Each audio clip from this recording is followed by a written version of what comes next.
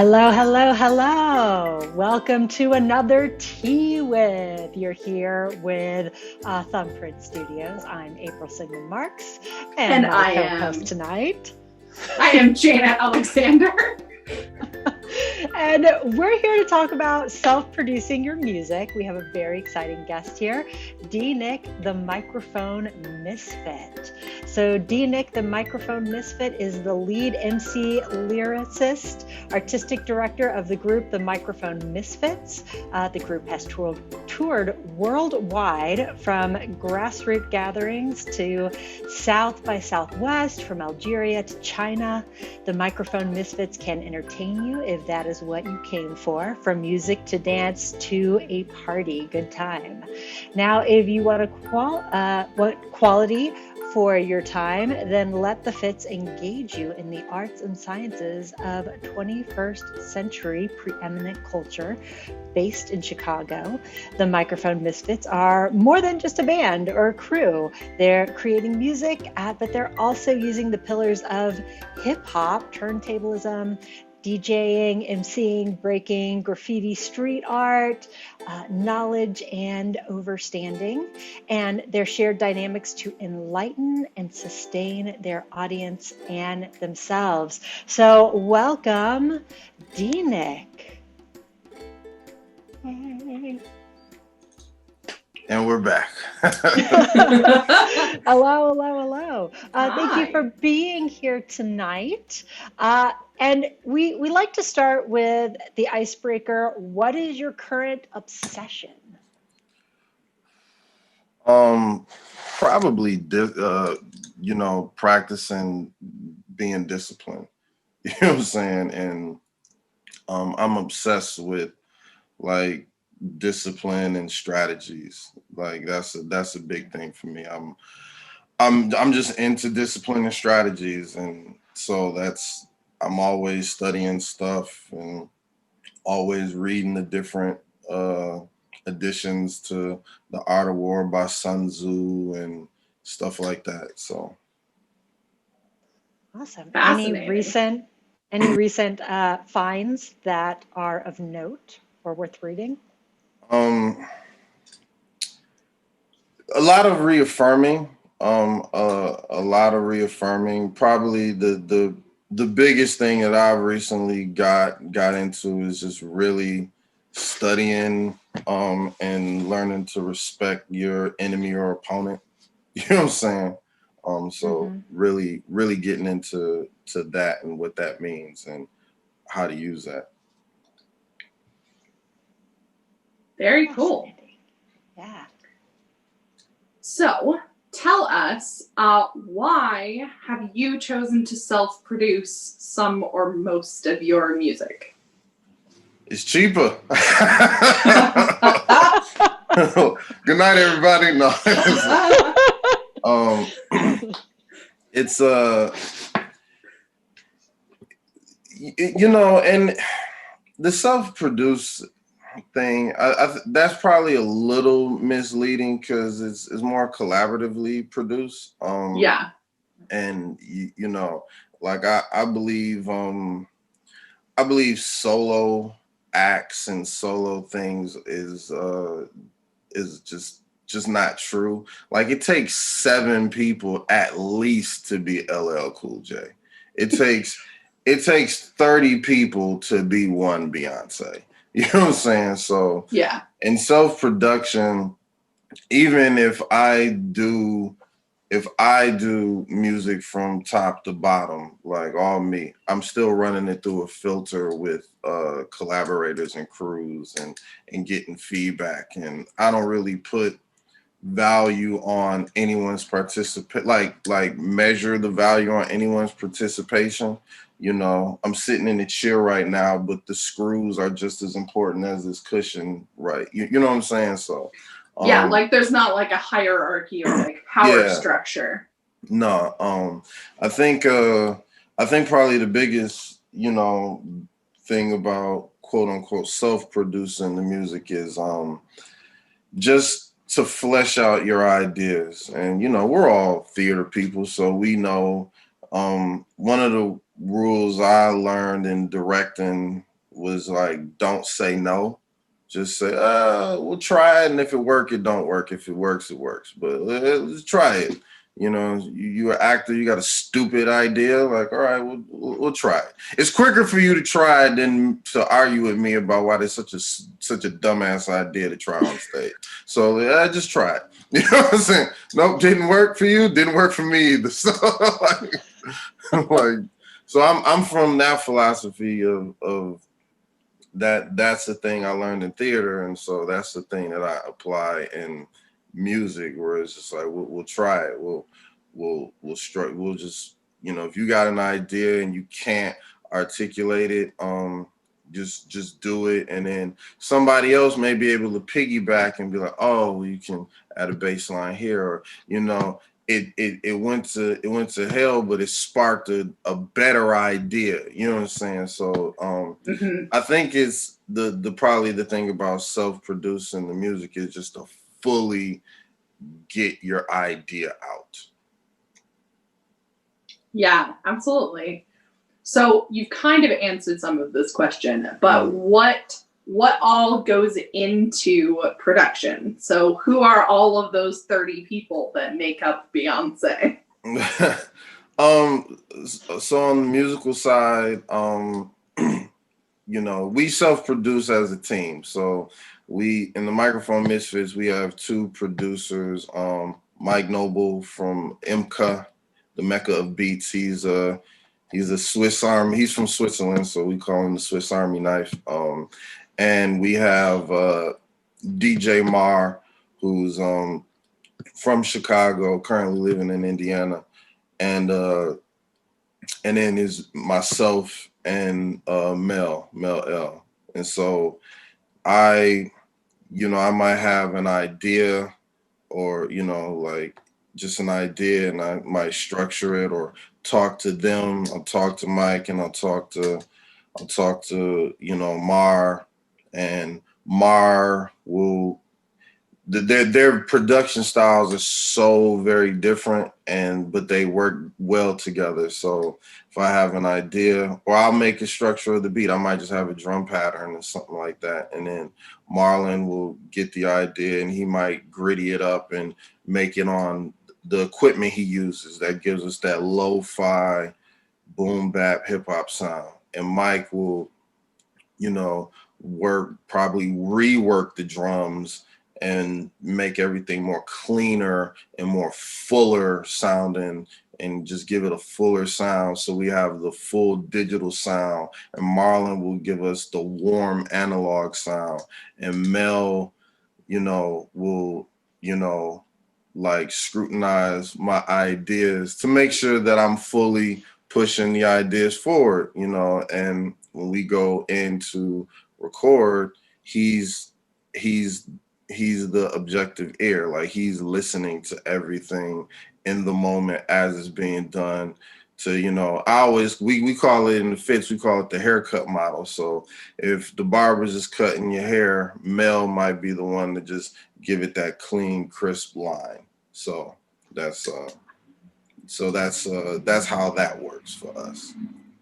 Nice. Do you ever switch roles, like based off of, like, if somebody has an idea or thought, like jump into other roles, or do you pretty much stay in your lane?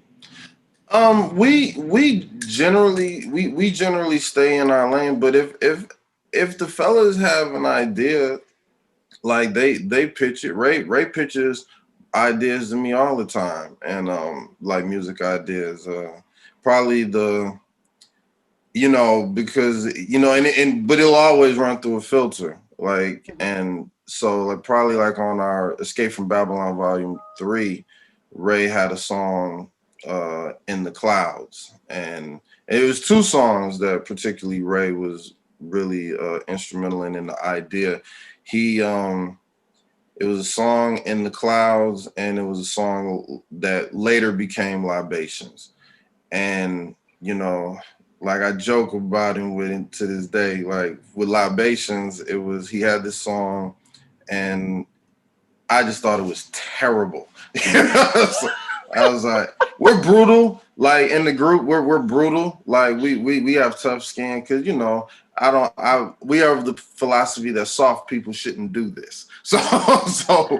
So we're brutal. And like he pitched me this idea, and I was like, yo, man, that is terrible.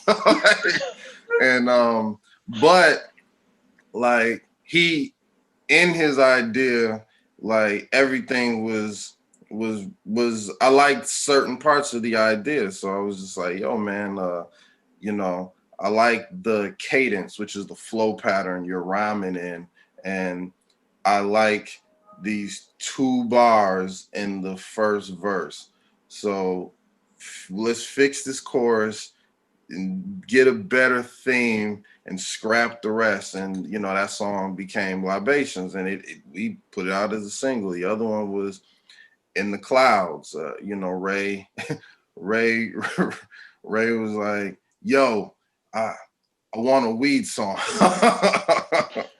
And I was like, okay, and I put some anchors on him. I was like, all right, well, everybody has a weed song. We don't want you to do we don't want us to do just a regular trope of weed song. But like no one has a song about it as a place, as to why get high. Why is it? And so like when you listen to In the Cloud, which is probably one of my favorite songs in our catalog, and it's one of the few songs where Ray raps lead, he he's not talking about getting high. He's talking about it like it's his happy place, and it's just a really fun song and a fun video. And we went through, Mike had already did the beat, Mike Noble, and I was like, I know the perfect beat for this, so that's we trade off roles, the B-boys. Probably even them as dancers, they pitch ideas. They were really excited about the EP because all of them are real anime heads, so they were really excited about the Midwest anime EP. And it was like, oh man, you got to look at this, and they were just shooting me anime to watch and look at, and I was just like, okay, I know what anime I'm gonna like honor and pay tribute to, but they just kept throwing me stuff. So yeah, that was the Cowboy Bebop one, right? Yeah, Well, that whole EP, it Gotcha Man, Cowboy Bebop, Lupin the Third, and Race Against Time, which is Speed Race. Yeah, cool. So why self-produce? Like, what are some of the benefits and also some of the challenges of doing this type of thing yourself versus working with a large production company? Well, in our business, they gotta. It's usually the paperwork part. You know what I'm saying? Do they want to give you, your do they want you? They might want you to sound like they want you to sound. And I'm not even a fully like shooting that in the foot, because some people are just talent and they don't have vision, and that's unfortunate. And a lot of artists, it's hard to convey that to an artist. And then especially when somebody who does have vision, they got vision, but their vision just might be wrong. Like, you know what I'm saying? And so it's easy to blame the production company or anything like that. So it's just easier for us in our business to just create our lane, instead of it's asking for a job or making your own job. Not to fully sound like a dude for Sulfur, but what we gonna do? I've had deals on the line before, and they wanted to change us. You know what I'm saying? We've had record. I've sat in a meeting with people, you know what I'm saying, that don't look like me. It's just like, oh, I like this song, but and this is a Caucasoid dude too. He was like, you need to change this chorus though to from brothers and sisters to niggas and bitches. And then, like, you think that's right? And then the black dude sitting next to him was like, yeah, man, brothers and sisters sounds too preachy. Niggas and bitches will work. I agree.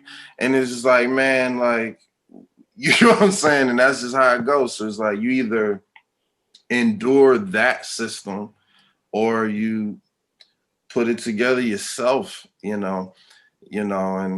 that's like a horror story. And probably a less horror story is the more you know, the easier it is to work with them.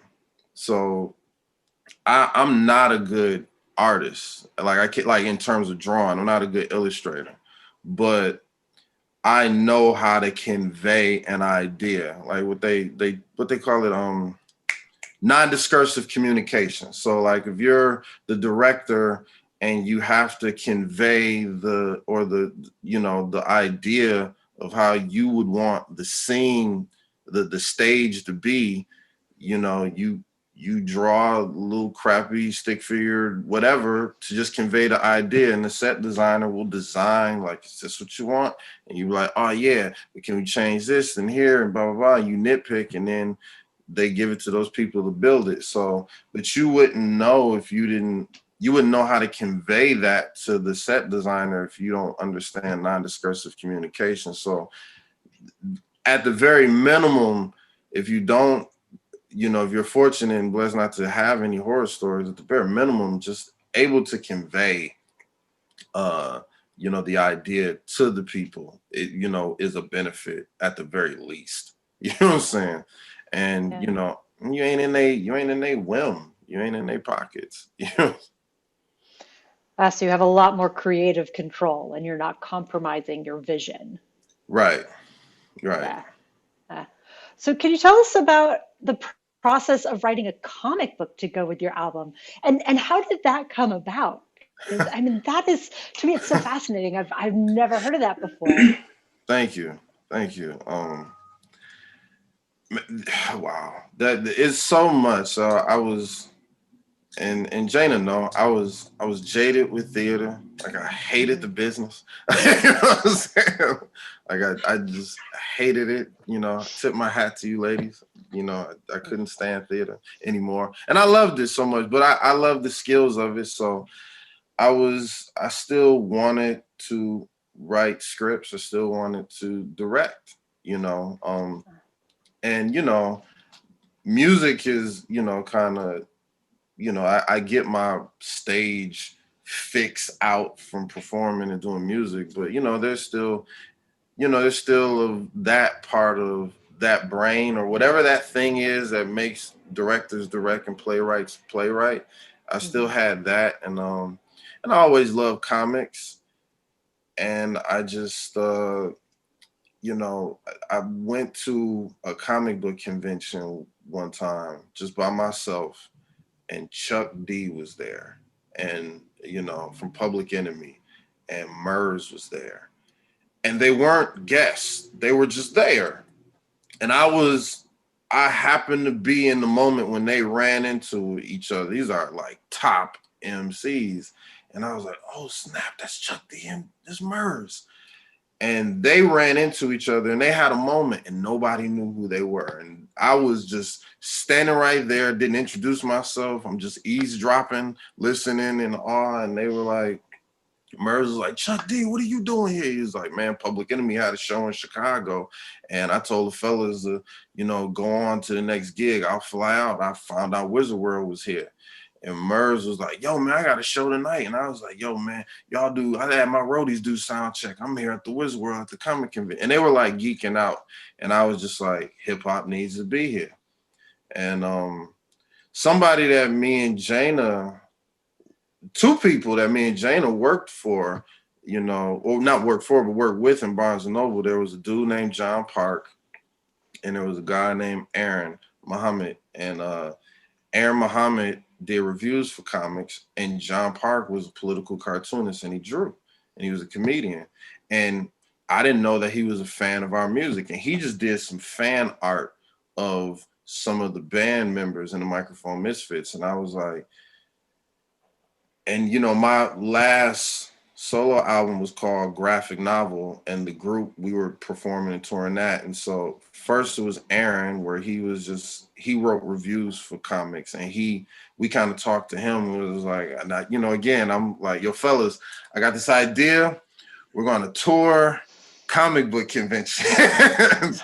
And they were like, I mean, comic book convention, you sure do? I was like, look, man, I'm telling you, hip hop needs to be there. I know this world. Let's do it. And them being the brothers and soldiers they are, they're like, all right, man, we're with you if you want to do that.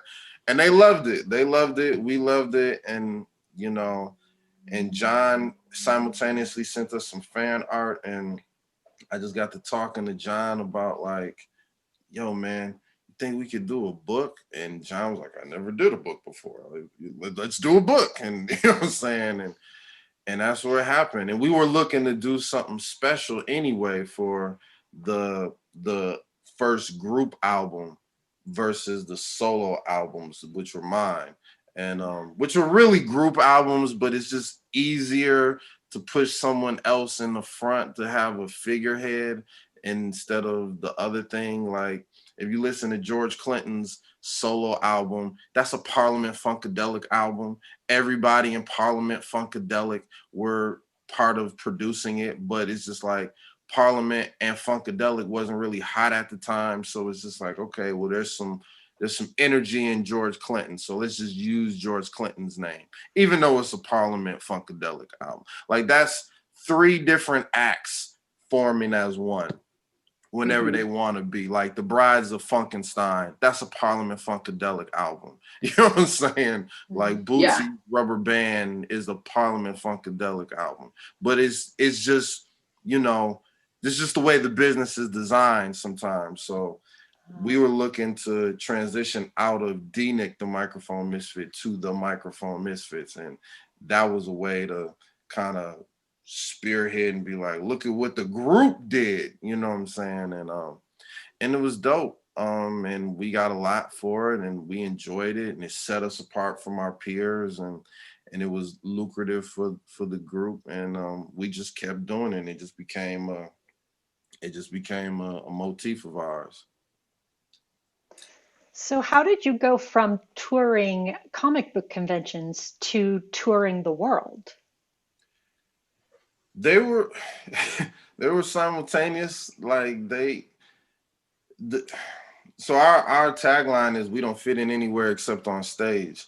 And we have literally performed everywhere. And when I say everywhere, I'm talking about every type of show. We've done the grimy, you might not make it out with your live clubs. We've done the, amazing festivals. We've done funeral repasses. We've done wine and cheese parties. Yeah, we performed at a funeral repast before. It was the worst show we ever done. Oh, no. But and so we performed at O'Hare Airport. We had a residency at O'Hare Airport. If there's a stage and and mics and turntables, we get busy, and the floor will get busy. So it wasn't really nothing for us. The touring the world thing, like, honestly, it came from, relationships and a little bit of luck.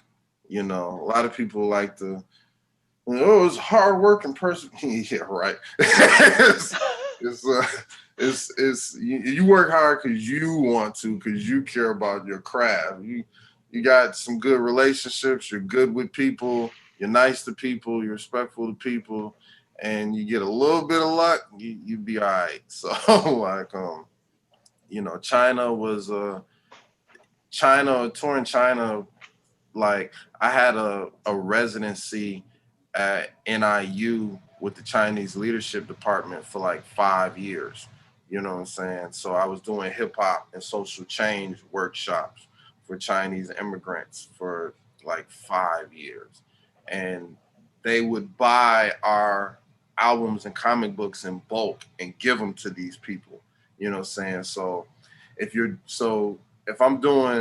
me, Defects, Jet, or Solo are doing these lectures and workshops for 5 years, you have anywhere from 30 to 60 people, and you do it 3 times a year, sometimes 4. You know, over the course of years, you build up a fan base, you know, like in China, you know. So it wasn't like it was, you know, magical thing. It was just, you know, it was just having, you know, and I big up Ussid Jeffrey, DJ Manowax, my FEW brother, who was he was leaving, and he was leaving for Malaysia, and he was just like, hey D, I'm moving, I'm going to Malaysia. You know, will you take over my contract of doing these hip hop and social change workshops fully? Because I was doing them even before the 5 years. I was doing them as his assistant. Like, I would be his assistant or just cover for him. And then I just totally took over when he moved. And then you give me an inch, I'm gonna take a mile. So it was like, hey, you guys want to buy? Give them some T-shirts and comic books, and it was like, oh, that would be great. And so, you know, and it just happened like that. So, and we got lucky. A promoter came. He came from China with them, and he was adamant, like on our lunch break, that me and Defect sat next to him, and he was like, you sit next to me, and you know what I'm saying? And he was just writing my email and writing all our information down. I was like, you know, how many in your team? And we were leaving. When we left the workshop, we were actually going to the that thing, that art help. Yes. We were leaving directly from that, going to that, and Defects was kind of excited. He was like, man, you think that dude is gonna get us to China? I was like, man, they always say that. They not gonna send for us, you know. And I remember you guys talking about it. Yeah. Yeah. So it's like they're not gonna send for us. They always say, oh, you should come to our country. And me and Defects had did the lecture. The rest of the group were at the Art for Change setting up. So we got there that next day. That happened on a Friday. That Saturday, in our email, we got invites. It was like, D-Nick, you are invited to perform and tour the festival in Chongqing and other shows. How many in your team will be accompanying you? And sent them that, and it was like, have everybody scan passports, and you know, we'll get the ball rolling. So that's, you know, it's just good relationships, and like I said, a little bit of luck. You know what I'm saying? Yeah, absolutely. So if there was one thing that you would leave everyone with today about doing it yourself, being a doing it yourselfer, what would that be? Wow. One thing? Oh man. I know it's no easy task.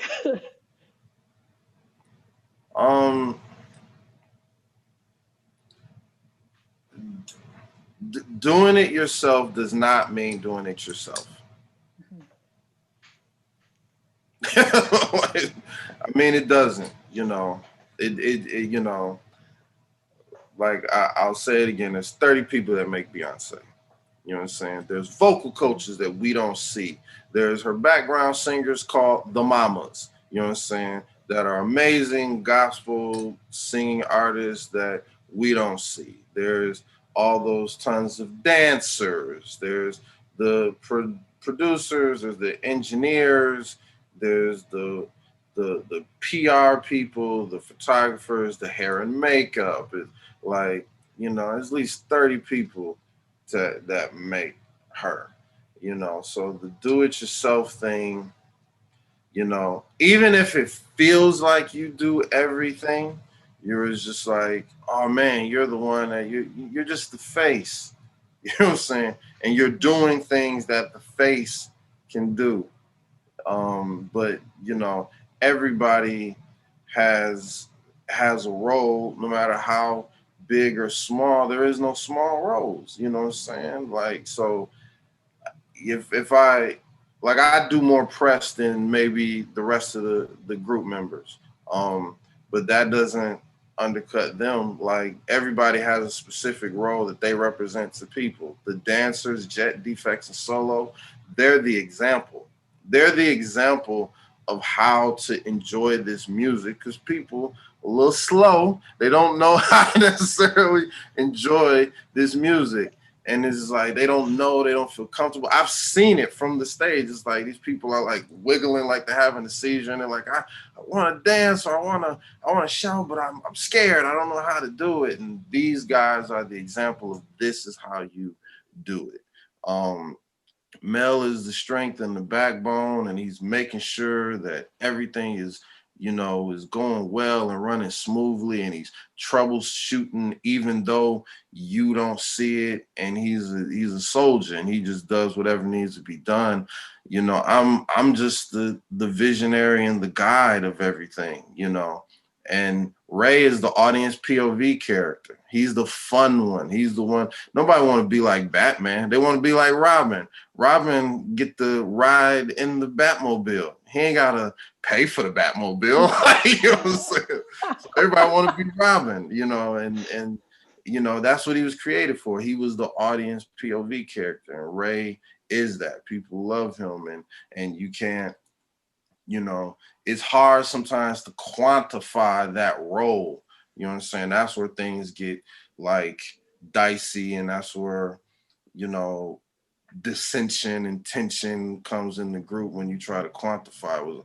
Man, well, all you do is engage with the people. But that's important, like I can't, it's hard to put it in tangibles, but I can give an example of like a POV role from Ray. I remember we were doing a comic convention at this high school on the South Side, and it was like dead. It was just like dead, like no, like I don't know what it was, but it was just dead. And Ray had just went outside, like, man, we not on for a minute. I'm gonna go outside and just, do what Ray does. And there was a bookstore across the street from the high school. And Ray just walked into the bookstore and, came in, was just geeking out about the bookstore. And, they were just like, oh man, what are you doing? Like, they saw his Misfit shirt, and he was like, oh, that's a nice shirt. And he was like, yeah, man, we selling them across the street.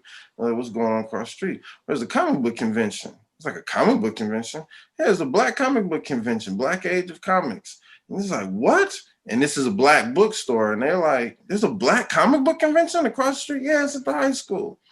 And these people, they shut down, they closed the store that day, and they all went into the high school. And, you know what I'm saying? Because he just went in there. You know what I'm saying? He does stuff like that. Like, you can't put so it's hard to quantify that. That's why I never